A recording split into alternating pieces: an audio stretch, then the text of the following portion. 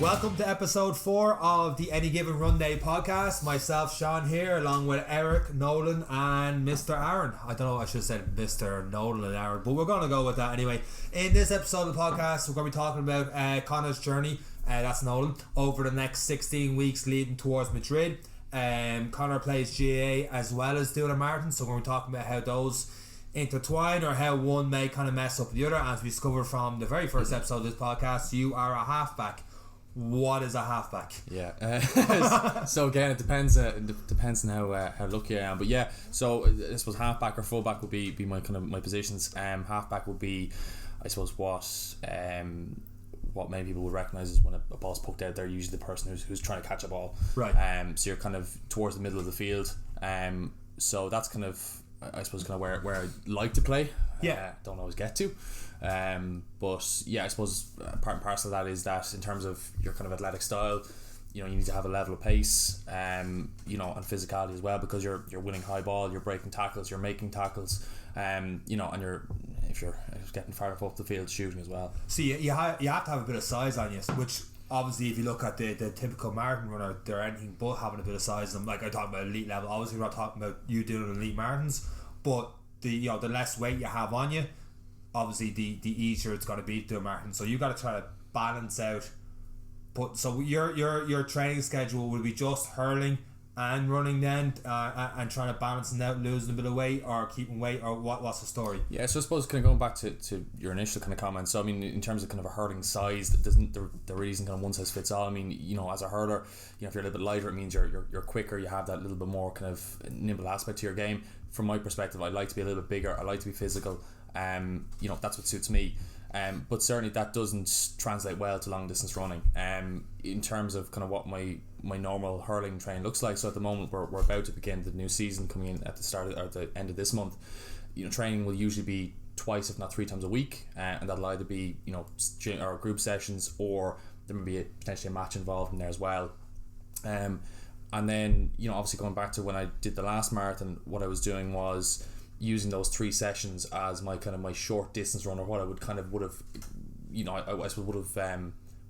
using them instead of a short distance run. So anything between 10 or 15k, I would say, look, my hurling session is that session, and then implementing a kind of a longer run then, whichever day would suit me best. So let's say, for example, if I was training on a Saturday morning, I would wait until Sunday evening to do my long distance run. I would have Monday off usually, and I'd train then again with hurling on the Tuesday. So trying to find that, I suppose, that kind of recovery zone was really probably the toughest part. Yeah.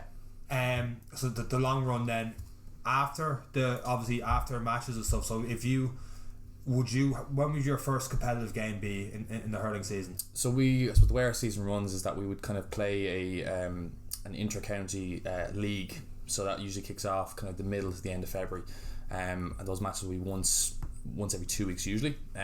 Our league then starts kind of the end of March, start of April, and then encompassing league, championship, I suppose, depending on how far you go in those competitions, we would play probably up until October time.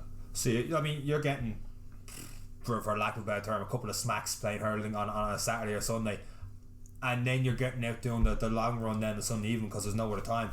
How much more difficult is it to do that long run, or do you feel like you kind of loosen out after a kilometre or 2 running and kind of get into it, or what's going on? Yeah, I mean, I suppose first and foremost, people you use the word barbarian talking about hurling, and I think people have that. He's not wrong. We had to tell you to wear helmets. We're taking bars off the front of the face guards. Yeah. No, look, I think people have this preconception that you are just swinging wildly at each other, and there's certainly an element of that. I think like last year alone I had four hurls broken across me, 2 across my chest and 2 across my legs. So that definitely is an element of the game, but at the same time you kind of become conditioned in the same way a boxer becomes conditioned to being punched in the face, or an MMA fighter becomes conditioned to being choked out. You just ignore it doesn't really affect you. So I think certainly knocks and bumps and bruises are part and parcel of any sport. I play darts. my stomach token in the but I think it's that it's that, I suppose, kind of recoveries wise, that's so important, and as well it's something that I'm perhaps not as good as I should be at. It's something I'm working on, but then having that time frame whereby you say, look, in between the last hurling session or match and the next long distance run, how you're preparing yourself for that day. Yeah, go ahead. Yeah, obviously with hurling, everything has changed in direction. It's a phenomenally skillful game. I know we're slagging there because we're ignorant of the sport. We're useless at it, but the change of direction, everything is so quick. The change of direction, the change of foot. How do you find that kind of element of training? We mentioned the injury prevention and stuff. That kind of element of the training to the long distance. Are you finding any benefit out of running long distance into the hurling game? And vice versa, and how do you manage the injury prevention with the constant running as well as the change of direction? It is a lot on the body. Yeah, absolutely. I think, obviously with hurling, it's a 60-minute game. I think that they did studies and they reckon that the furthest you'll ever run at full pace in a hurling match is about 800 meters, and that's what it's most akin to from an athletic standpoint. So, obviously doing any kind of additional exercise is going to benefit you just simply from a fitness standpoint. What I would say is that I think there's great benefits, from playing a team sport and then translating that to an endurance event, because not only I suppose you have that fitness base, and I compare myself to, when I ran my first marathon in 2018, I wasn't playing hurling at the time. I was a little bit heavier as well. I definitely struggled in comparison to the year just gone. When I had played a full season, but also, I suppose you're kind of, and Eric touched on it as well, I suppose your mindset coming into these kind of challenges, being able to, I suppose to push through any kind of pain, certainly that's something that's kind of bred into any GAA player. You're not rolling around the ground, you're not diving, you break a finger, you break a leg, you suck it up and you go on. So I think that, just going back to simply, run the two different, I suppose, styles of running, as Eric kind of mentioned about the heart rate zones. So, when you're in a kind of a hurling training session, the runs are shorter, they're quicker. The time for recovery is reduced. That's obviously improving your cardiovascular fitness. Yeah. You talk about direction change. That's not something I suppose I would have noticed too much. And again, you're absolutely in hurling, you're twisting, you're turning. In marathon running, it's straight and long. Up and down is maybe the only kind of difference when you've got a hill. But I think, for the most part, there's elements of both which complement each other in their own ways. I think when people set up to do a marathon, one of the things that puts them off is a 16-week training program and the amount of time that goes into those 16 weeks and running 3-4 times a week.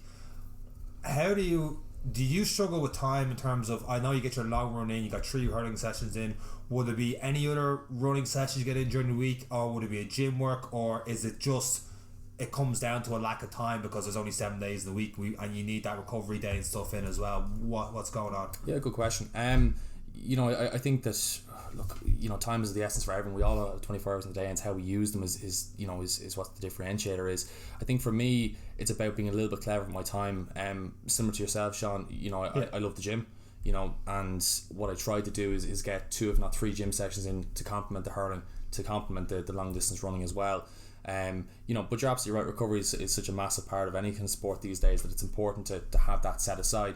For me, when I think of recovery, I obviously think of sleep and nutrition and hydration, but I also think of of still using the body in a constructive way. So my recovery days would consist of maybe light running, or I might jump on a bike or a rowing machine, do some foam rolling, some stretching. It's not about just simply lying there sitting on the couch eating popcorn. Though certainly that's I'm not going to say I've never done that. But that's certainly that's certainly kind of, I think, part and parcel of trying to do a couple of things at once.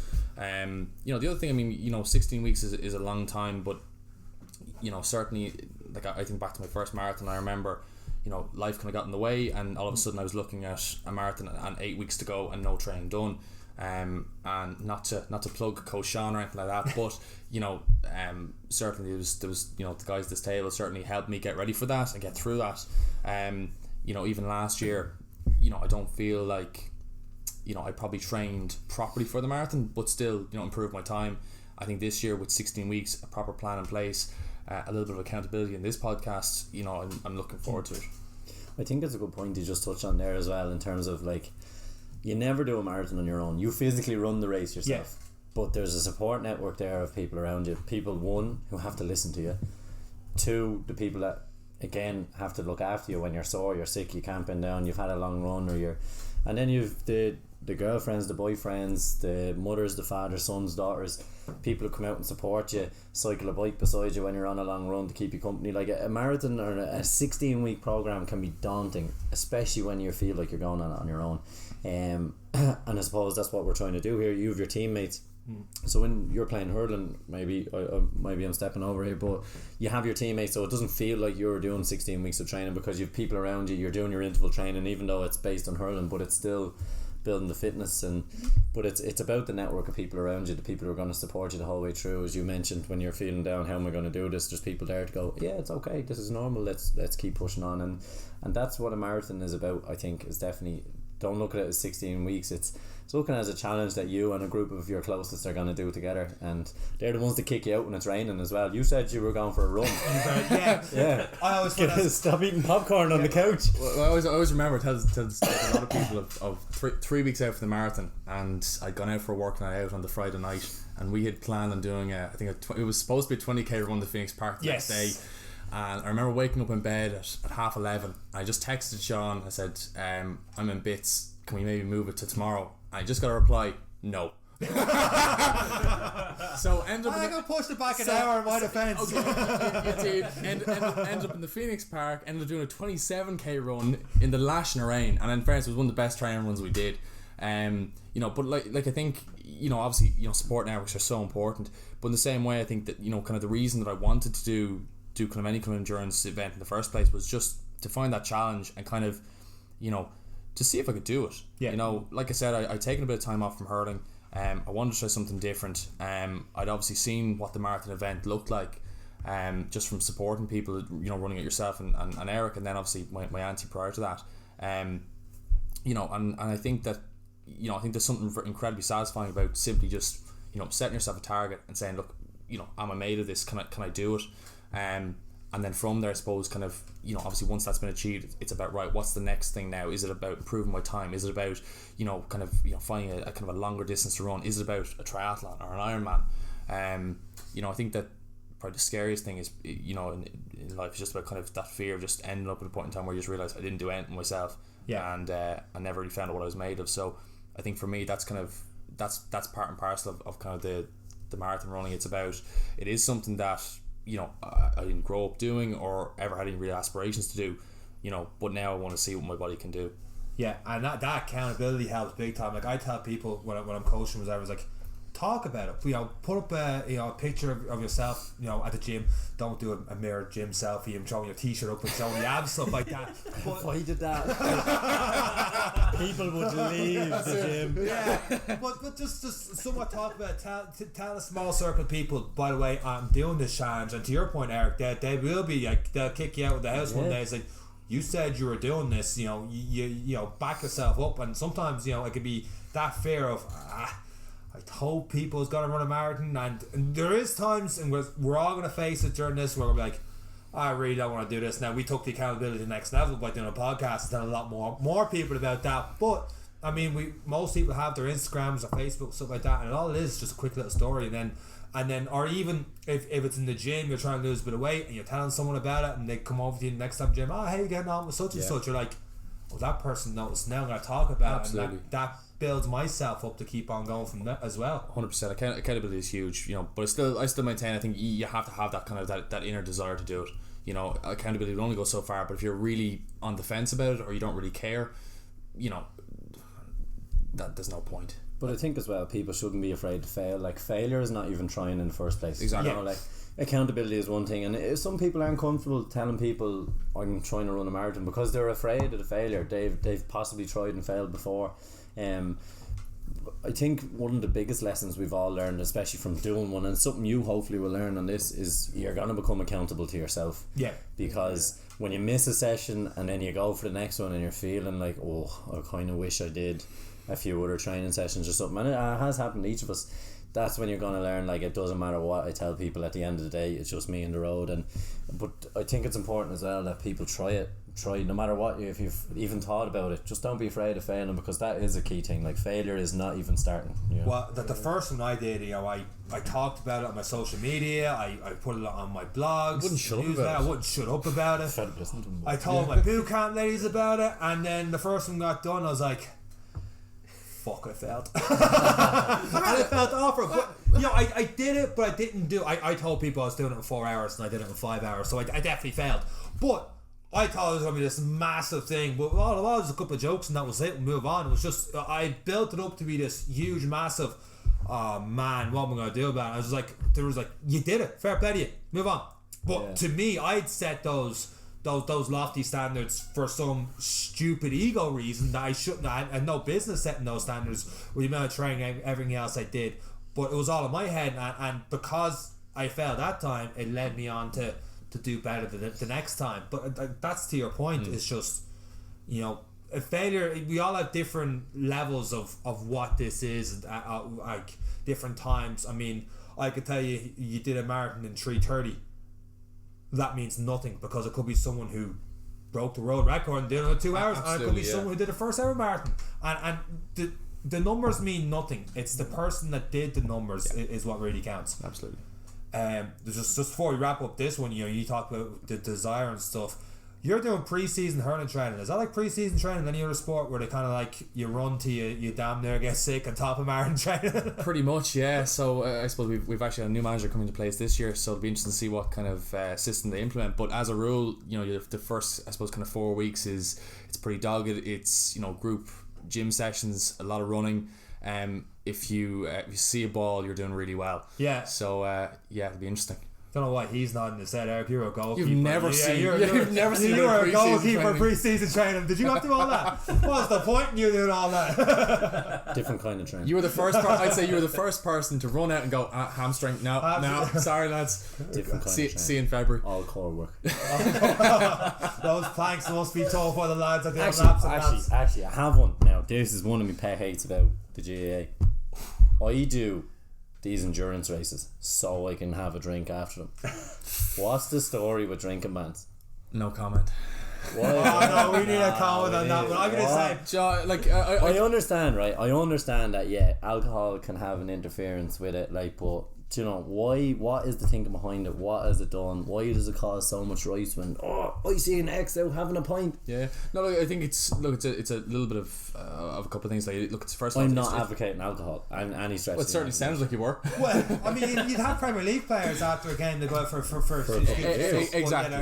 So I think this idea, like, of a drinking ban, it's just bred into the GAA because it kind of it creates that accountability and trust in each other, right?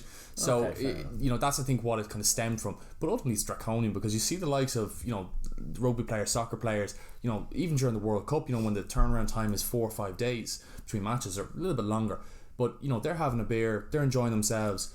I think the GAA is probably a little bit lax, or it's a little bit behind the times in terms of kind of how they address alcohol. And the problem you have is that because there's these drinking bans implemented for, you know, weeks, months on end, when guys get a chance to actually go out and have a drink and enjoy themselves, they go to the extreme. You know, so you create this, I suppose, kind of abuse of alcohol in some instances that's just needless. To be honest, I think that, you know, to be very fair, you know, Maynooth is brilliant, and it's very forward thinking in the sense that, you know, everyone knows what their limits are, everyone knows that, you know, what's expected of them. So if you go out and have a drink on a Saturday, that's fine, but you're going to be running on Sunday and you'll be there.